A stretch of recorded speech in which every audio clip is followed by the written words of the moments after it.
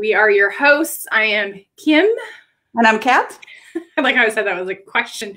And we're the founders of Profitable Impact Weekly. We love working with entrepreneurs and showing them how they can harness the power of their story to get more confidence, clients, and clarity in their business. I'm just like all over the place this morning.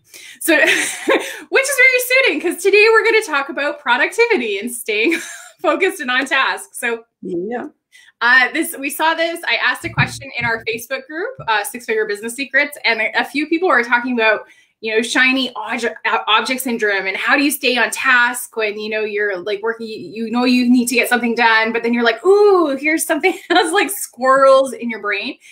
And I think for a lot of people, that's a problem right now because there's like a lot going on, right? Mentally and emotionally in the world. And so we thought it'd be really cool to come today and share some of the things that we do in our business, because we're kind of old pros at this now, this working from home thing.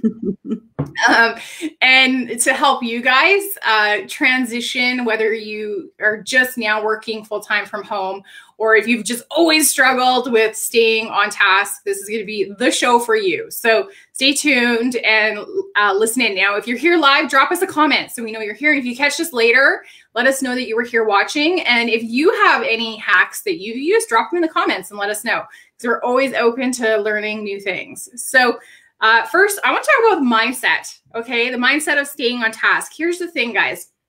You're going to come up with an idea and you're going to be like, this is the best idea since sliced bread. and you're going to put it on your to-do list. I hope you use some type of to-do list. And then you're going to sit down to do the thing, and immediately your brain is going to create resistance. It's just going to be like, this feels like work, and I do not want to do work. Like, guys, your brain's job is like to defeat you at every corner, because it just really just wants you to stay safe and sit and watch Netflix all day. I'm not lying. It does. Like, it wants you to do things where there is no resistance. And so that's where the base and the root cause of shiny object syndrome comes from, because procrastination or thoughts of like, oh, like I can go do my laundry instead, especially when we're working from home, right? It's just your brain, like it's like a defense mechanism to keep you from like having to do the work. But here's the thing. It's really interesting. Once you actually get into the task and challenge yourself, our brains actually thrive on challenge. It's really interesting. Our brains actually thrive on challenge. We love pressure. And so if you create a little bit of pressure for yourself where it's like, no, this is non-negotiable. I've put it in my calendar and I'm going to just do it. Right? You have to just be willing to do it. And Kat's going to share a little technique that will help you stay focused on task, but you have to be willing to work through the resistance. I get it. It's not fun. I heard a quote recently from a coach named Brooke Castillo, and she said, resistance is the price you pay for being an entrepreneur. Mm-hmm. And it couldn't be more true, because honestly, you are going to run up against your own brain over and over and over again. I think like 50% of being an entrepreneur is just conquering what's going on mentally. Right? And so you have to be willing to just be non-negotiable with the things that you know are going to drive your business forward, or that are going to make money in your business, or that are going to help you serve your clients better. So if you had that spark of imagination idea, that idea came to you for a reason. It's your job to stay focused on it until it is completed. Okay, like you can't get like 3/4 of the way there and then give up. And that's what a lot of people do. It's really interesting. Kat and I are working with this amazing hypnotherapist, and she talks about how so many of us, we have like an end goal in mind and we'll get so close, but not quite all the way there. Because our brain is constantly trying to root us away from the end goal, from the end destination. It's totally trying to self-sabotage you all the time. And so you have to be willing and determined to just work through it and get as close to the end goal as you can. It may not be perfectly what you imagined in your brain, but you have to be willing to keep pushing through. Okay, so I get it. It's not fun, but if it's important to you, it's something you have to see through to the end. So, hey, Brad, good morning. Go ahead. There's a couple of things that I just want to like cover, because I know it is on your mind. First of all, make sure that those priority tasks, you don't have 25 of them. Guys, there is no way that you can have that many priorities. And I know everything seems important in your business and your life and your family, right? And everything has to be done. But for 1 week at a time, just choose 3. Just 2 or 3 priority tasks that you're going to complete. Everything else is extra, right? So those 3 tasks, those 1 project, right, that you're going to work on no matter what. And don't let yourself be distracted by this shiny object. Guilty. So I have generated thousands, if not hundreds of thousands ideas in the last week. By the way, I just came back from vacation. I'm happy to be back. So excited.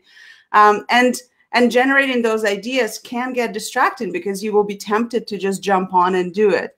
Here's the thing. I literally have a stack of white cards. They're just blank cards. There's nothing on them. You have an idea, put it on, put it away to review it later, right? Don't get sidetracked with shiny ideas from the tasks, from your priority, from the project that you decided is a priority for this week. Now, let's talk about a couple of techniques that I found very, very useful when I was starting my business, and we still use it on our team. And the really first one is called Pomodoro technique. Pomodoro, I believe, originally is 25-minute work. So you work in time slots. You work for 25 minutes and you take a 5-minute break. Now, hey, guys, I adjust every technique to fit me, my lifestyle, my psychology, my mindset, how it works for me. So you're going to have to try it for yourself. Is 25 minutes a good time slot for you to work? Can you focus, right? Can you focus? Is it not enough time, perhaps? For me, I found that that wasn't enough time. So my time slots are 50 minutes, 50. So I work for 50 minutes and I just set up a simple timer on your phone. You don't need anything fancy. You don't need to buy anything new. Don't go on Amazon and immediately buy a Pomodoro timer or something like that. You don't need all that. Literally set a timer for 50 minutes. And I found a good break time for me is 10 minutes. It's 5 minutes stretching, 5 minutes checking on social media or doing whatever it is that I want. Making tea, going grabbing a snack, going talking to my roommate, calling Kim, bugging her, whatever that is. By the way, during your work time slot, you're putting this bad boy away, okay? You're going to like set it on silent, put it screen down if you still need it close to you. And you're not going to answer any messages. You're not going to go on social media. You're not going to answer any emails, nothing. You're literally focusing on one thing, and you're going to choose what that one thing before you start your timer. I can't even tell you how fast I can actually complete tasks now that I use that, because we constantly are distracted by everything that's happening in life. And look, I get it. Your kids are home right now, so this might not work for you. And I totally understand. But maybe you can figure out something with your family, with your kids, set a timer for them, right? And say, hey, until the timer goes off, you need to go preoccupy yourself. Depends how old your kids are, clearly. And by the way, disclaimer, I'm not a parent. I'm just throwing ideas out there. So you guys are going to have to find something that works for you. So if that 25-minute slot is better for you because your kids need your attention every 25 minutes, that's fine. There's nothing wrong with that. Find the slot that works for you and create consistency around it. You also start realizing how long it's going to take you to finish a task, right? So say for me, right, editing a video or uploading this video to YouTube. By the way, we have a YouTube channel. You can go to profitableimpactacademy.com/YouTube and subscribe to it. We have some really cool videos, trainings, and interview series there that you can check out. So for me to upload a YouTube video and distribute it, send an email about it, so tell the world about it, right? It takes me 1 Pomodoro. So that's how I start counting my tasks. So it's going to take me 1 50 slot, 1 50-minute slot. And so you're going to start realizing how long or how little it takes you to complete the task so you can start planning your day accordingly. And so that brings me to the second technique called time blocking. Time blocking have been life-changing for me in many, many ways. And so what you do is once you're getting comfortable with knowing how long it takes you to do specific tasks, you can start actually putting them on your calendar and blocking off time specifically for the tasks that you know you have to do every single week, every single month. So those consistent tasks, right? Now, I want you to keep in mind, if you don't stick to it, it doesn't work. But also be forgiving to yourself. Life does happen.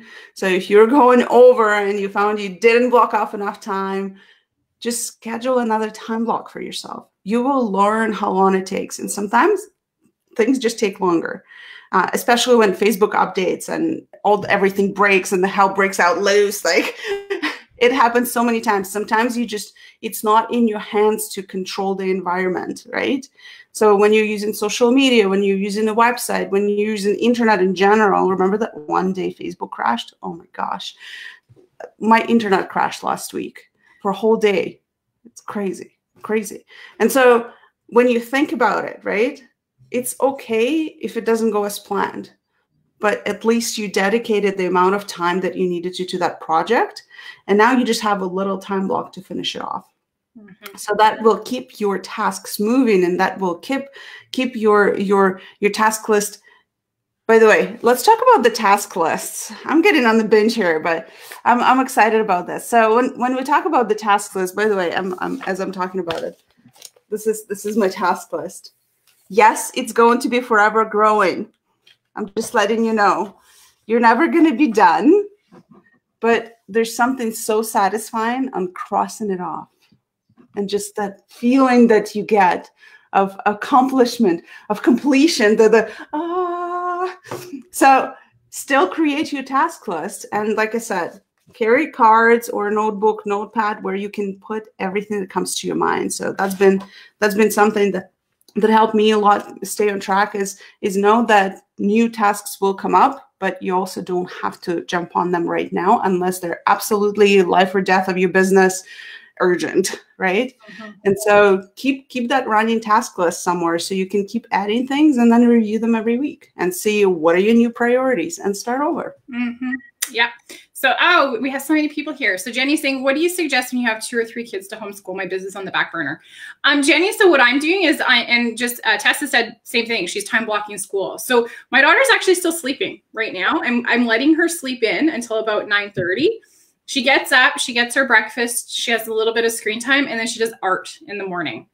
What that does is it allows me to have about 2 cycles of Pomodoro until she's ready. And then what I do is like Kat said, so I'll do like a 40 or 50 minute working session, and then I do a longer break. So I'll do like 30 or 40 minutes to go work on a school session with my daughter. And I'll cycle that through a couple times until my husband gets home from work. And then he will take over. He gets home a little bit earlier though, like usually around 3. And then he'll do a couple subjects with her as well. So I'm not trying to like cram everything into like, kind of those 9 to 5 like hours of school. And we're also doing a lot of other types of learning methods. So like cooking, board games. We're constantly grilling her, like, let's do some math, like on the fly. So we're really being fluid and flexible with our expectations around school. And I think that's one of the really big things right now, guys, is we kind of have this, we put like a lot of pressure on ourselves to be perfect parents, perfect entrepreneur, perfect like teacher now, right? And you really can't. You need to find the flow for what works now for your family. I mean, for me, I have 1 kid at home. That's a lot different than 2 or 3 kids, right? Mm-hmm. But also be willing to put some of the expectation back on your kids. At around 8 or 9, they're old enough to understand that if you need 30 or 40 minutes of like solid time, make it non-negotiable. Like my daughter knows she'll come ask me a question if she needs something, but she knows like if I'm working, I need some focused time. But that when I'm not working, she has my full undivided attention. And that really helps eliminate the guilt, right? Like if I'm in business, like mindset, I'm focused on business and I don't worry about the laundry because honestly, guys, you need to start putting everything in your calendar, right? Like even the laundry and the house stuff, that's been a really big lesson for me. If I want to remember to do my laundry, it needs to be in my calendar, right? And then I don't have to be sitting there going and beating myself up like, oh, I forgot to do the laundry again, or oh my God, I didn't run the dishwasher. Just like your brain loves habits and it loves structure. And so the more you can build that into your routine for yourself and your kids, it will really help you get into a flow. The thing is we're still relative, like we don't know when the whole like isolation thing is going to end. So the more you can start finding what works for you and your family, your brain will adapt. There's this thing called hedonic adaptation. Given another like week of this, most of us are going to feel like it was kind of like this a long time ago. It's really interesting. Our brain has this way of like adapting to good or bad changes really rapidly. It was such a huge disruption for all of us. It was like your brain just does this complete freak out because we don't like change. We don't. But your brain will adapt really quickly. So I bet like in another week, you're going to kind of start to feel like you're in a flow, and you'll kind of, some of the pressure will be gone and you'll feel okay going back to your business, Jenny. So, but like work with your kids, and like, honestly, time blocking has been a lifesaver. We just started using this new system. You dump like your whole to-do list and it goes in your online calendar. I know at any given point of the day what my next like 3 or 4 tasks are going to be. And I don't have to sit there and go like, oh, I can't forget to do this. I can't forget to do this. I can't, because I know I have time allocated to it at some point during the week. So I just don't have to worry about it. Right. So that's what's been working really well for me. So, you know, if you're not doing something like that, give it a try. So she says she's done it all time blocking. My daughter needs my undivided attention for school. I have to do week on, week off. Yeah. So just see what, honestly, Jenny, just find something that works for you. Maybe it means you're getting up, like I get up before my daughter, obviously. So I wake up at 7. It gives me a lot of time before she's awake. Or even maybe you're figuring out something where you have an hour in the evening. But at the end of the day, that right now, like we're kind of in this really unprecedented time. I would say it's like just do the best you can, and like honestly lower your expectations. Don't try and be perfect at everything, because it's just not possible right now. Like everything's just so in a state of flux and uncertainty. So it's just like, keep your sanity. Keep your sanity. And also like work with your kids and just see what you can get them to do to help you. Honestly, my daughter loves doing stuff with me in my business. There are some small tasks I've found that she can help me with, and it's really cool because I want her to be a little entrepreneur. So don't be afraid to involve your kids and teach them about business. So awesome. Yes, Tessa said she does the time blocking with school. So awesome, Jenny. Well, it sounds like you got it. So I would just say don't be stressed out. If what you're doing is putting your business on the back burner because that's what's best for your kids, then just like release the guilt. Don't worry about it. Don't stress about it. Just do what you can right now. Find the small pockets of time where you can to work on projects. It's actually amazing what you can get done in 20 minutes if you are able to just sit down and turn off all the distractions. Yeah. Yeah. So awesome, guys. Well, thank you. It's really cool. We had so many people here. Joanne says good advice. You're welcome, Joanne.